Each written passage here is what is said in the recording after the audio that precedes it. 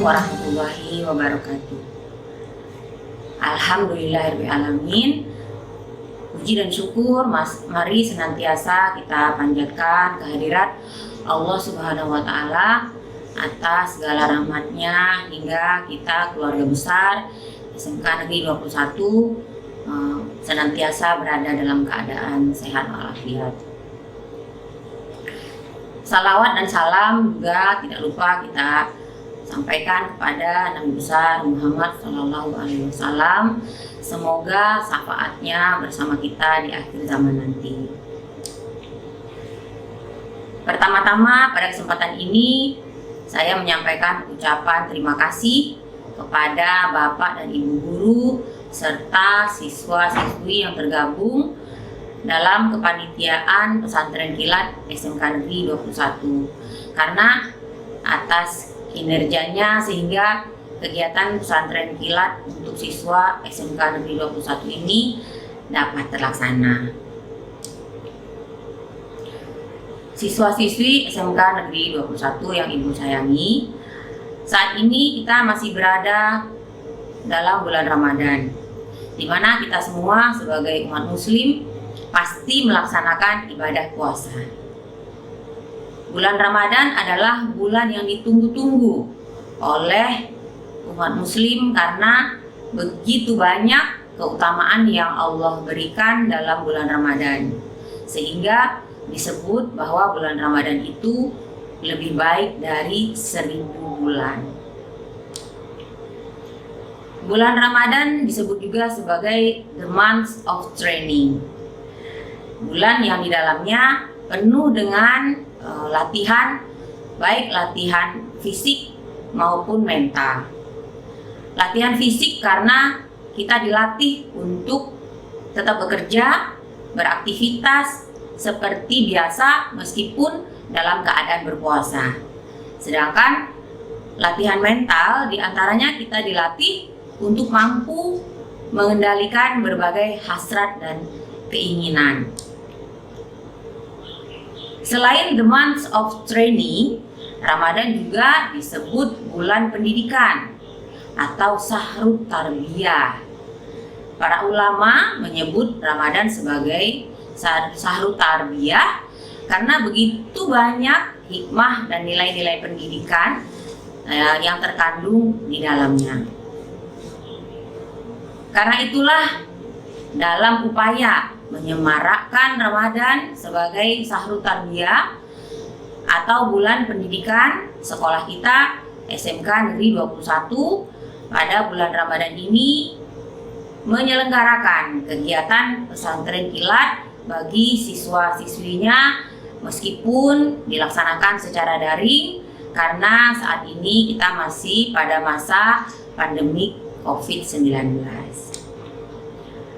Dengan diselenggarakannya kegiatan ini diharapkan anak-anakku sekalian dapat meningkatkan ilmu dan iman kita sehingga ketakwaan kita bertambah di masa yang akan datang.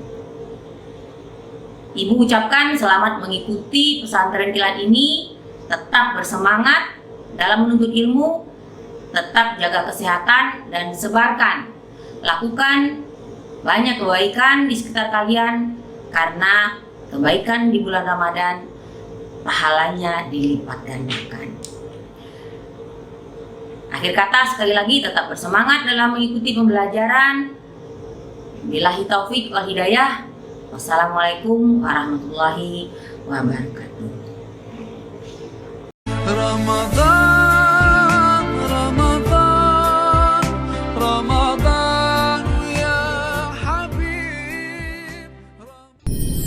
Assalamualaikum warahmatullahi wabarakatuh.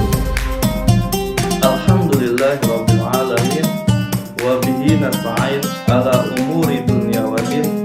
Wassalatu wassalamu ala asrafil anbiya'i wal mursalin nabiyyina Muhammad sallallahu alaihi wasallam wa ala alihi wa ashabihi wa tabi'ina wa man tabi'ahum bi ihsani ila yaumiddin. Amma ba'du. Puji dan syukur marilah kita panjatkan kehadirat Allah Subhanahu wa Ta'ala di mana pada kesempatan pagi hari ini kita masih diberikan nikmat sehat walafiat, sehingga kita dapat melaksanakan kegiatan pesantren Ramadan hari ini. Sholawat serta salam marilah kita curahkan kepada Nabi kita, yakni Nabi Muhammad SAW, beserta keluarga, sahabat, dan kita pengikutnya, semoga mendapatkan syafaat di yaumil akhir nanti. Amin, amin, ya robbal alamin.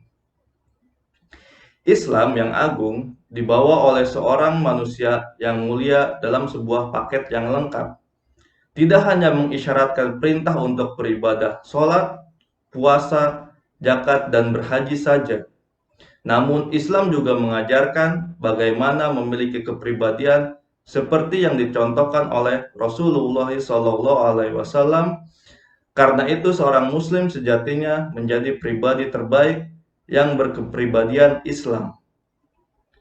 Kepribadian seorang muslim sejatinya dipengaruhi oleh dua hal: pola pikir yang Islam dan juga pola pikir ataupun sikap dan akhlak yang Islami. Keduanya ini tidak dapat dipisahkan, karena sesungguhnya saat seorang telah memahami Islam seperti yang diajarkan Rasulullah SAW, tentunya akan menjadi pribadi muslim yang berakhlak terbaik. Tidak ada kaitannya akhlak ini dengan penampilan atau penampakan fisik, perhiasan, baju, dan sejenisnya. Tidak ada kaitannya sama sekali. Akhlakul karimah tentu adalah akhlak yang terpuji, seperti firman Allah dalam Al-Quran surat Al-Qalam ayat 4 yang berbunyi, wa innaka la'ala khulqin azim.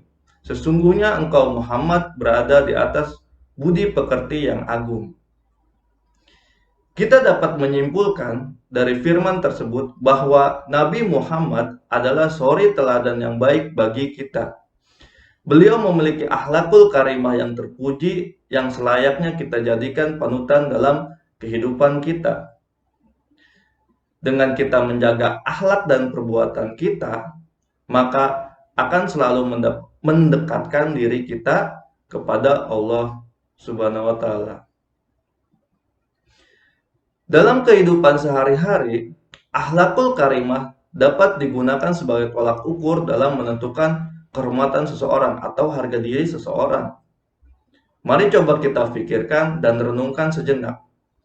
Apabila tetangga dekat kita ada yang memiliki tabiat yang suka mabuk-mabukan, ada yang suka berjudi, serta perilaku yang meresahkan masyarakat lainnya, tentunya orang tersebut akan mendapatkan sanksi sosial di mata masyarakat. Ya bukan?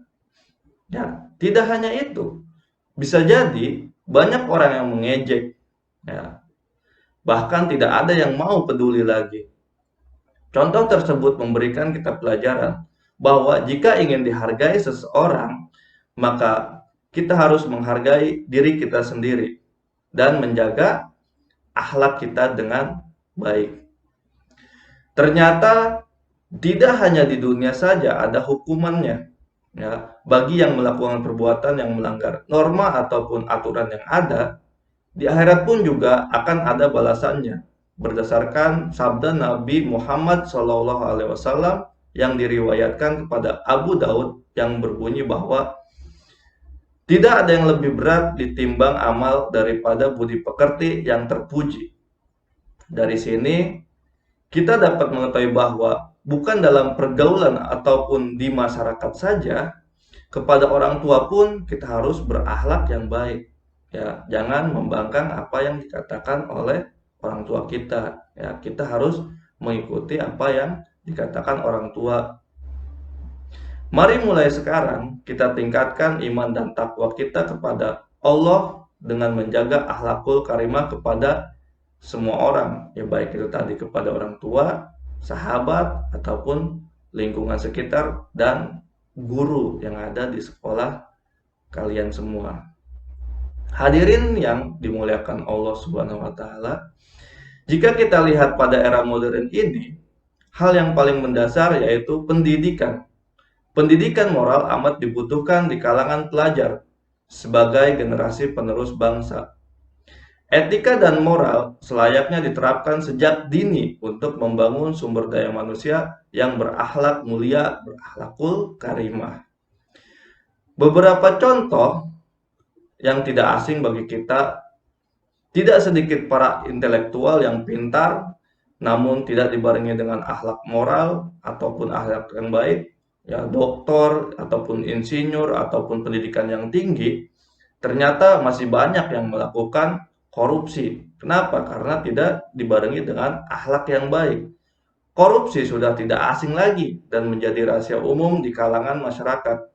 Tidak sedikit orang yang terkena kasus asusila di negara kita ini. Hal tersebut menjadi sebuah permasalahan yang muncul akibat kurangnya dibarengi pendidikan yang berakhlak ataupun bermoral yang baik ketika di bangku sekolah. Dalam hal ini, guru merupakan sosok yang diharapkan mampu memberikan pengajaran, akhlak, dan moral kepada muridnya dengan penuh kesabaran.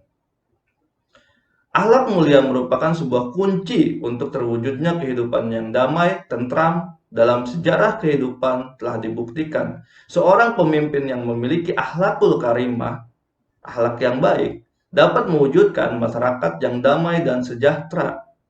Seorang pemimpin yang bobrok akhlaknya dapat dipastikan bahwa dalam kepemimpinannya ia akan menerapkan cara-cara yang menimbulkan keributan serta kegaduhan di tengah-tengah masyarakat. Hal ini tentunya dapat digunakan sebagai pelajaran bahwa akhlak merupakan suatu hal yang teramat penting untuk dipergunakan sebagai fondasi dalam segala aspek di kehidupan kita. Saudara yang dirahmati Allah, setiap manusia berperilaku tertentu dalam memenuhi kebutuhan hidupnya. Demikian pula dengan seorang muslim melakukan perilaku tertentu dikarenakan untuk memenuhi kebutuhan hidupnya. Untuk memenuhi kebutuhan hidupnya, kita tidak bisa berperilaku sembarangan, melainkan harus berakhlakul karimah atau bersikap sesuai dengan tuntunan Islam sehingga semua yang kita lakukan mendapatkan catatan amal yang baik. Saudara-saudaraku semuanya yang dirahmati Allah, menjaga moral dan akhlak baik merupakan sebuah tiang untuk mempertahankan kekokohan jiwa kita.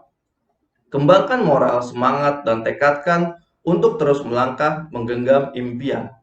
Gapailah kesuksesan untuk orang-orang di sekeliling kita yang begitu menaruh harapan besar terhadap diri kita masing-masing.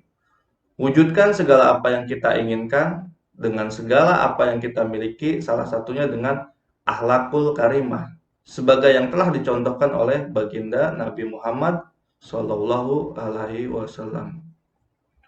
Ingat, akhlak yang sesuai tuntunan Islam hanya bisa dilakukan jika kita memiliki pemahaman Islam yang baik. Ya, jadi hanya bisa dilakukan dengan pemahaman Islam yang baik. Pola pikir Islam berdasarkan Al-Quran, Sunnah, Ijma, dan Qiyas. Sahabat harus selalu ingat sehingga tidak melakukan hal-hal yang dilarang agama. Nah, jadi jangan melakukan hal-hal yang dilarang oleh agama. Saat kita memiliki pemahaman Islam yang luas dan yang baik, maka setiap kita berinteraksi dengan seseorang dan dibarengi dengan akhlak yang sesuai dengan Islam, otomatis apa yang kita ucapkan pasti berperilaku dengan akhlak yang baik. Contoh mudah adalah saat kita berinteraksi dengan kawan berlainan jenis, ya. Jadi kita harus berinteraksi dengan, contoh mudah adalah saat kita harus berinteraksi dengan kawan yang berlain jenis, ya, baik itu di kantor ataupun tempat ibadah ataupun tempat kuliah ataupun di lingkungan sekolah. Sebagai seorang muslim kita harus melakukan atau mengedepankan akhlakul karimah sehingga menjaga diri dari pergaulan bebas.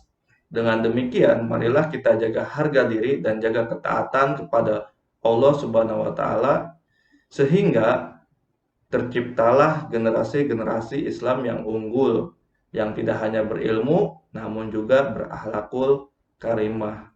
Kiranya cukup sekian. Terima kasih. Wassalamualaikum warahmatullahi wabarakatuh. Ramadan, Ramadan, Ramadan ya Habib.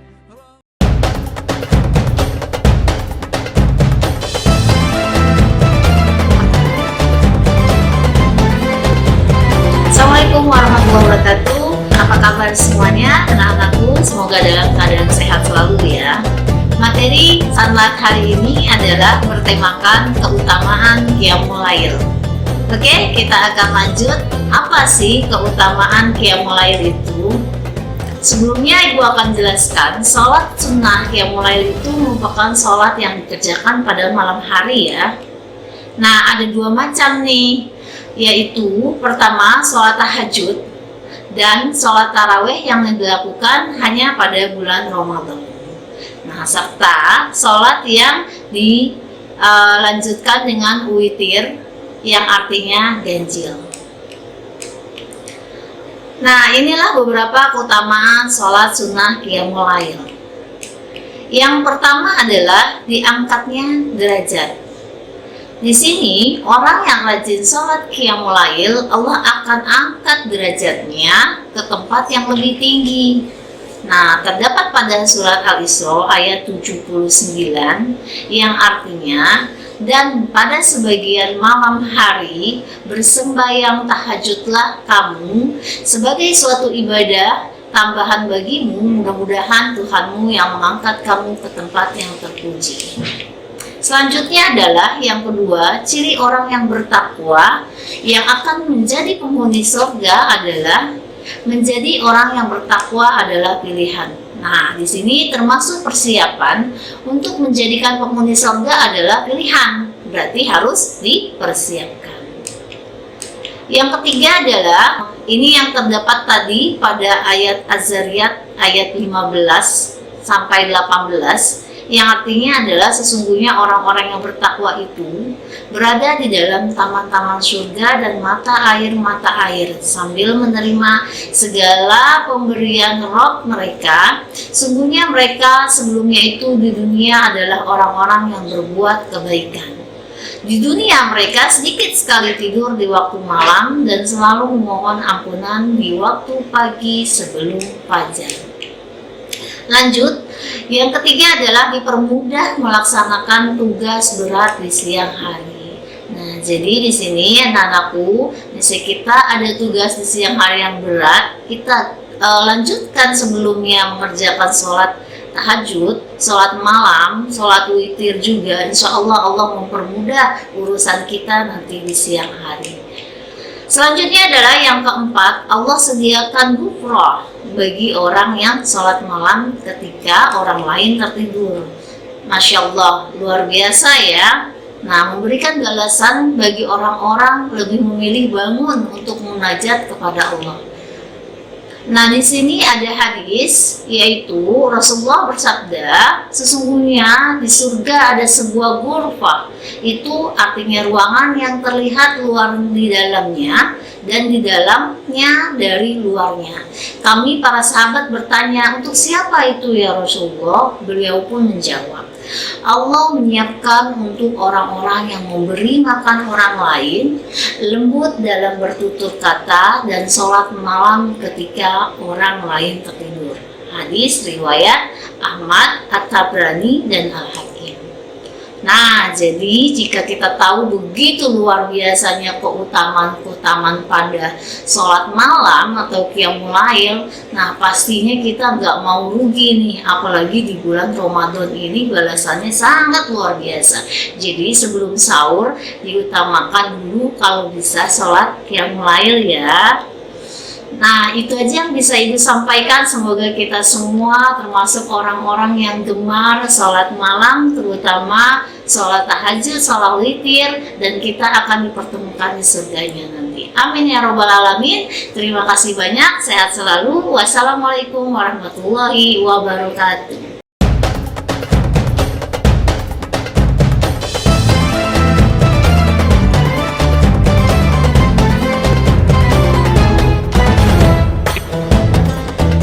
Assalamualaikum warahmatullahi wabarakatuh. Yang terhormat Ibu Kepala SMK Negeri 21 Jakarta, yang terhormat Bapak Ibu Guru serta staf tata usaha, para panitia pesantren kilat, serta yang Ibu cintai, anak-anakku sekalian, pengurus OSIS dan Rohis yang telah membantu terlaksananya kegiatan pesantren kilat ini. Marilah kita panjatkan puji dan syukur kita kehadirat Allah Subhanahu wa Ta'ala. Mudah-mudahan pada kesempatan ini kita selalu akan diberikan hidayahnya dari Allah Subhanahu wa Ta'ala. Anak-anak sekalian, dalam 2 hari kemarin kita sudah melaksanakan kegiatan pesantren kilat. Mudah-mudahan apa yang disampaikan, apa yang diberikan oleh narasumber itu akan menjadikan suri tauladan bagi kalian semua. Mudah-mudahan kalian bisa termotivasi apa yang sudah disampaikan oleh narasumber, terutama untuk kegiatan pembelajaran kalian, bahwa di bulan Ramadan ini bukan untuk bermalas-malasan, terutama untuk pembelajaran, ya, kegiatan pembelajaran walau masih pandemi dan masih dilaksanakan pembelajaran secara jarak jauh. Kita tetap semangat, ya. Apa saja yang harus kita lakukan, kita lakukan. Jangan sampai karena ada pandemi dan sebagainya kita lalai untuk melaksanakan tugas kita sebagai pelajar. Mungkin untuk kegiatan pesantren kilat ini telah sampai waktunya, karena kita hanya memiliki waktu 2 hari. Terima kasih untuk semuanya. Mudah-mudahan kebaikan Bapak dan Ibu serta anak-anakku sekalian akan mendapatkan rahmat dan hidayah dari Allah Subhanahu wa Ta'ala. Dengan mengucap syukur alhamdulillah, pesantren kilat ini tahun pelajaran 2020 dan 2021 ditutup. Terima kasih. Assalamualaikum warahmatullahi wabarakatuh.